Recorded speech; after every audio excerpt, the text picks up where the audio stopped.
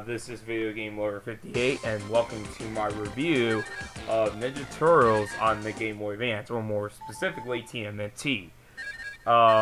This game came out in March 20th of 2007, ironically one day before my birthday in 2007. And this game is based on the 2007 Ninja Turtle film, the CGI one. So, all the events that happen in the movie, it all happens in this game. So one thing you're going to notice right out the gate is this game is very different to the console counterparts. The console counterparts were an overhead beat 'em up, you had to do some missions, when this game is just a simple 2D side-scrolling beat 'em up at its best. I mean, this is a very fun beat 'em up for the Game Boy Advance. It actually took me by surprise because, you know, not many people really talk about this game. You know, it kind of flew under the radar because it came out so late in the Game Boy Advance's life cycle. It came out in 2007. I mean, the DS was out in the market for, what, like 3 years? So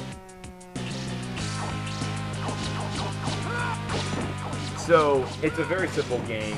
B attacks, A jumps, and you can do all types of combos. You start out as playing as Raphael, who Raphael is actually the strongest character in the game. His attacks do the most damage. I'm playing this on normal at first, and you start out with 6 or 7 lives, and if you lose all your lives, you have to start the level all over again. So be very careful on how you use your lives, because I want to tell you something, this game is kind of tough. It's not like impossible or hard or anything, but it's a little bit tricky on normal. The enemies can be very, very annoying in this game. You'll run into many annoying enemies, one of which is a motorcycle guy who likes to just run around with his motorcycle, drive around and run you over. Very annoying, especially normally. Now, graphically, this game is very, very good. I love the way this game looks. The turtles definitely look very badass in this game. So, as you can see, we're in the subway, taking down this guy. You might notice some lag. That's because of my fraps. I gotta do a little bit better job at it.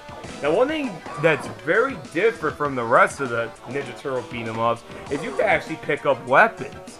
You can actually pick up a baseball bat, as you just saw, and smack an enemy with it. Very cool. Very kind of like Streets of Rage a little bit. Very different type of Ninja Turtle beat 'em up. Kind of like, you know, how Ninja Turtles in Time and Manhattan Project and Hyperstone Ice plays. This one, although it is a beat 'em up, it definitely does play a little bit differently than all the others. As you can see, I'm just having a bad time here, so we're gonna skip ahead. I'm gonna show you something else. Okay, now I'm outside of I'm inside the hideout, you know, Splinter's place. And one thing that's interesting, if you head out, you could actually go to a store, like a Chinese medicine store, and you can get extra lives, herbal teas, you know, all that good stuff to help you out in your adventure. And also you can head to a martial arts place, and you can also get some weapons to start out the level. Just wanted to show you guys that, because that will play a massive role down the road.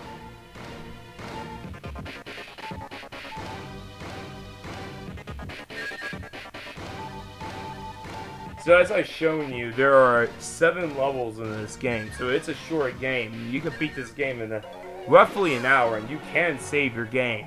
Now, the reason I'm showing this level is there's another feature in this game. As you see, I'm Leonardo, but after you play as Raphael in the first level, you play as all the other turtles.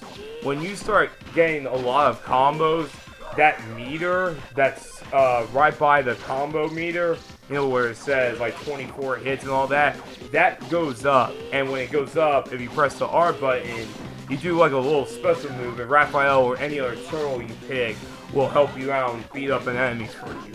Really cool. The one thing I haven't mentioned is the music. The music is very, very good. This game has some very good music for the Game Boy Advance. And I also forgot to mention that Ubisoft of Montreal made this game. So this was made by a different part of Ubisoft.